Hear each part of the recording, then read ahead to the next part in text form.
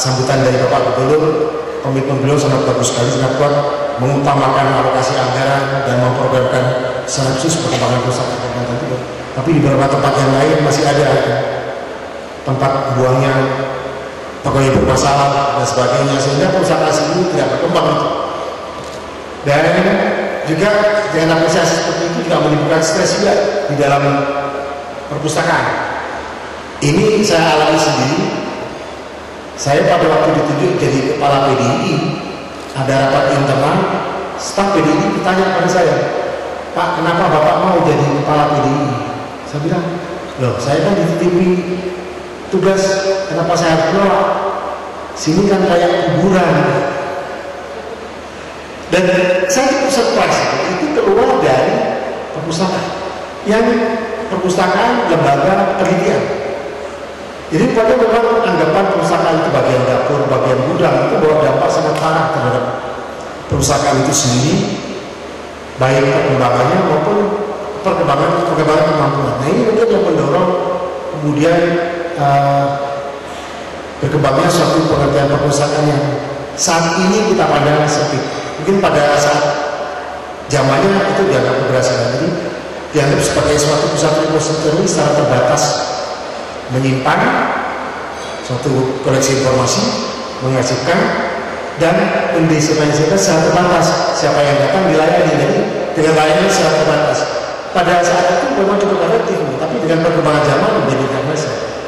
Mulai di perkenalannya perkembangan teknologi informasi dan komunikasi, terutama teknologi digital, paradigma itu berubah. Kita hidup seolah hidup di dunia lain. Yang pertama, kapasitas pasti berubah, dan perubahan digital nggak bisa dihindari. Bahwa sekarang koleksi banyak sekali, pusat-pusat koleksi itu mulai lebih banyak koleksi digitalnya. Jadi misalnya saja Library of Congress itu kalau sekarang situasi sekarang dihitung koleksi paper text-nya itu sekitar 400 sampai 500 juta. Tetapi koleksi digitalnya lebih dari 5 miliar. Jadi perubahan itu sudah perubahan yang tidak bisa kita pertahankan lagi. Kita yang bekerja sebagai perusahaan di perusahaan ya harus mengantisipasi itu dengan baik supaya kita tidak ketinggalan. Itu koreksi. Kemudian keamanan dokumen juga begitu. Dulu kita anggap dengan konservasi, dengan sistem yang kita lakukan cukup aman. Tapi kemudian terjadi tsunami di Aceh. Seluruh dokumen berada di Aceh rusak begitu saja. Tidak terselamatkan satu. Mungkin perlu dikoreksi juga sistem pengamanan yang kita lakukan. Nah, semua itu sebenarnya bisa kita kembangkan dalam sistem teknik yang baru ini, dalam sistem digital ini, atau lebih umum lagi ke dalam sistem elektronik. Itu kira-kira perubahan-perubahan yang terjadi kalau dari sisi perpustakaannya. Lalu saya kali ini ingin coba melihat tiga fokus ini dari satu perspektif saja mengenai informasi. Apa sih bisnis perpustakaan? Adalah membawa informasi dari sumber kepada masyarakat yang membutuhkan. Nah, sekarang kita dihadapkan sebenarnya dalam satu tantangan supaya kita mulai berpikir bagaimana informasi ini yang harus kita kelola ini,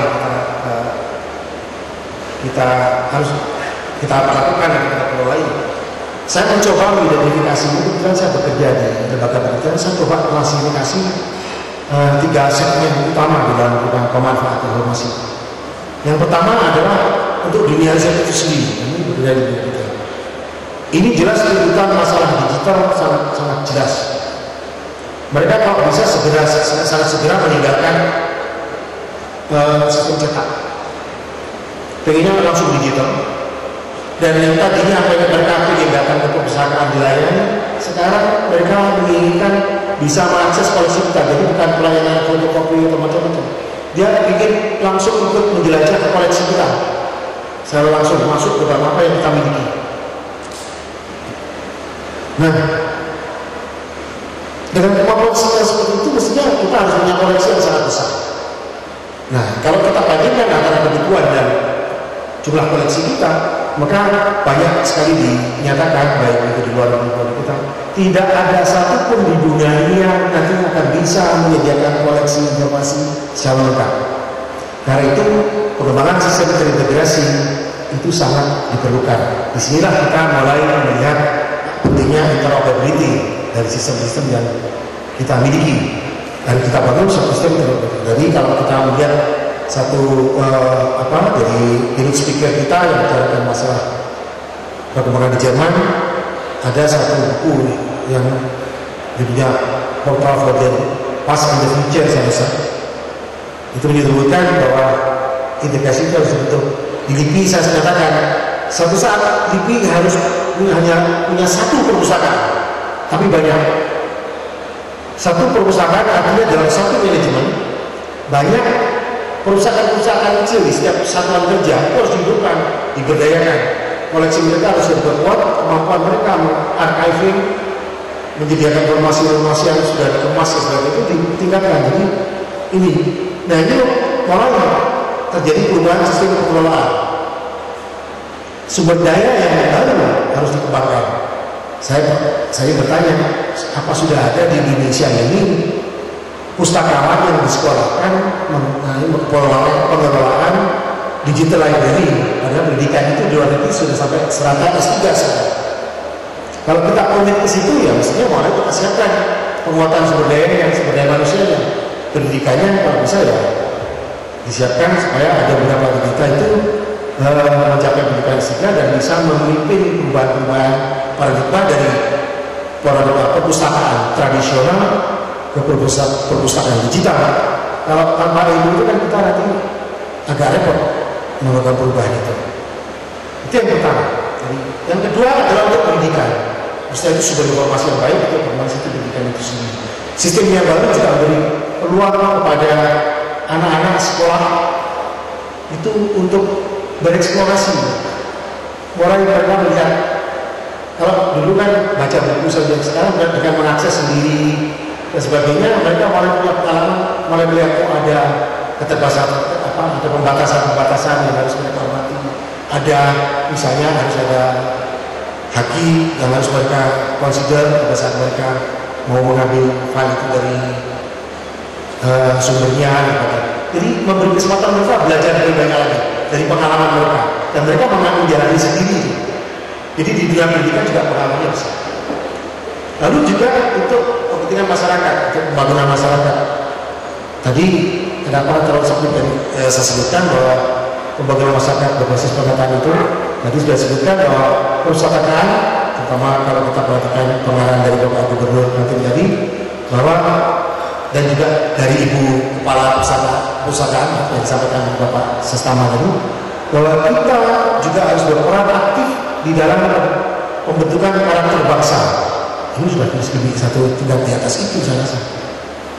Nah ini memerlukan satu sistem pengelolaan yang tepat, dan kita harus memperkuat diri, meningkatkan kemampuan kita untuk menjalankan misi itu. Kita tahu bahwa semua informasi itu harus kita sampaikan, kita deliver kepada masyarakat yang memerlukan. Nah, permasalahannya kalau di Kalimantan Timur, apakah semuanya harus digital? Kalimantan Timur kan masih ada masyarakat yang di ujung sini sana, dan juga masyarakat yang di Samarinda, yang tuntutannya digital mesti lebih kuat di Samarinda. Apakah yang di ujung sini atau yang masih di hutan kita tinggalkan?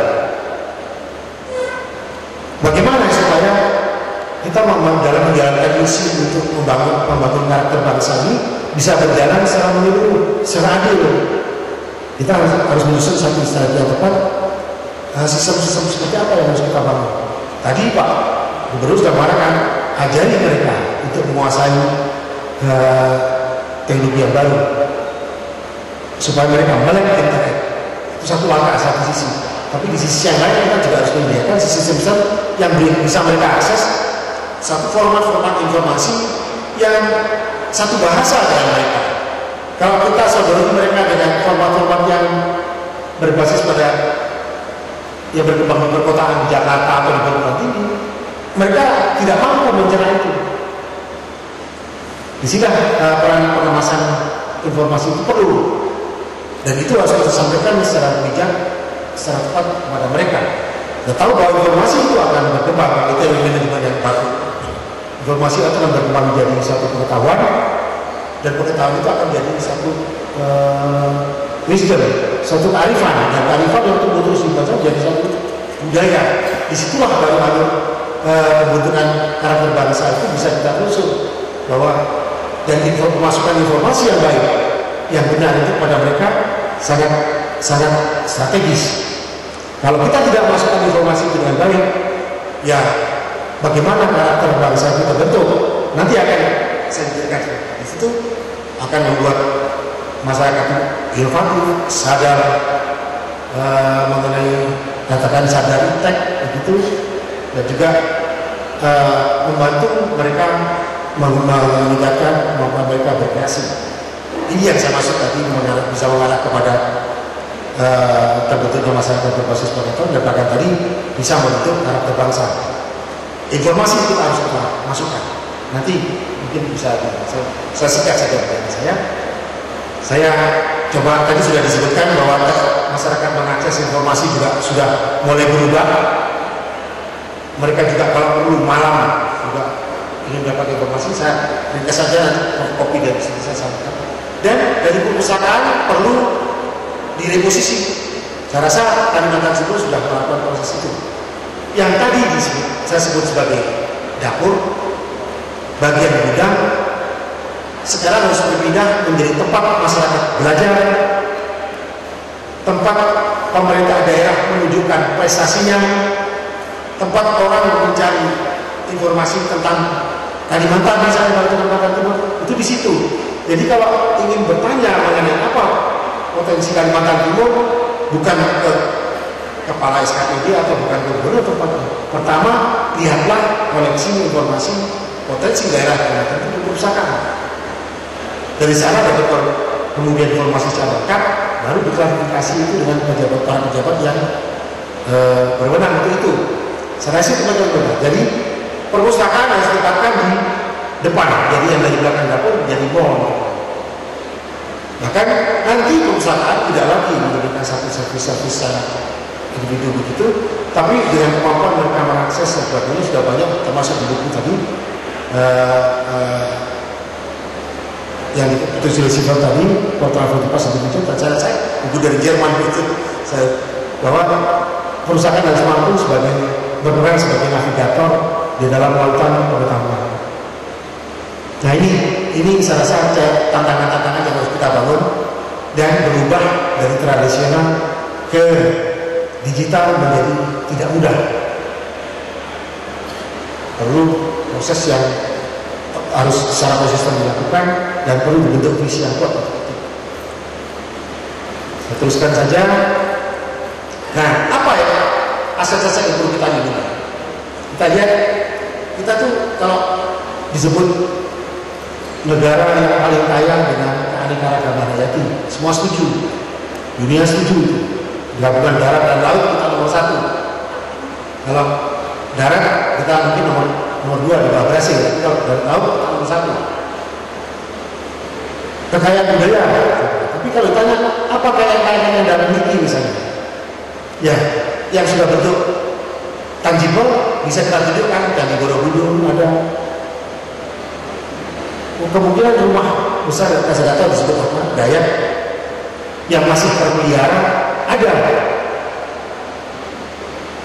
Tapi agak sulit menjelaskan karena kita nggak punya database. Apa sih sumber daya, potensi sumber daya yang ada di Kalimantan Timur itu? Di mana adanya? Di mana orang bisa tahu? Pertama yang harus kita buat ya database. Nah ini yang pertama kita. Kalau sudah dibuat database, tadi keamanan tadi harus dijaga. Kesalahan yang pertama tadi, bahwa mungkin kesalahan di samping yang tadi adalah mungkin perlu kita manfaatkan yang digital untuk memperkuat sistem penghasilan. Yang kedua, kesalahan yang sering terjadi adalah kita menyerahkan tanggung jawab archiving itu kepada kelompok atau individu. Itu adalah satu strategi yang mungkin kurang tepat. Banyak sekali database, bahkan database itu sudah di-create oleh kelompok maupun individu, dipercayakan, terutama kelompok peneliti. Tapi kalau penelitinya pensiun atau sistem itu pensiun, sistemnya itu pensiun, database-nya pensiun. Kalau penelitinya meninggal dunia, datanya juga ikut terpendam, hilang lagi. Jadi aset kita jadi hilang lagi. Karena itu saya lebih baik menyarankan tidak menyerahkan itu itu kepada diri. Institusi apa kira-kira yang sesuai dengan itu?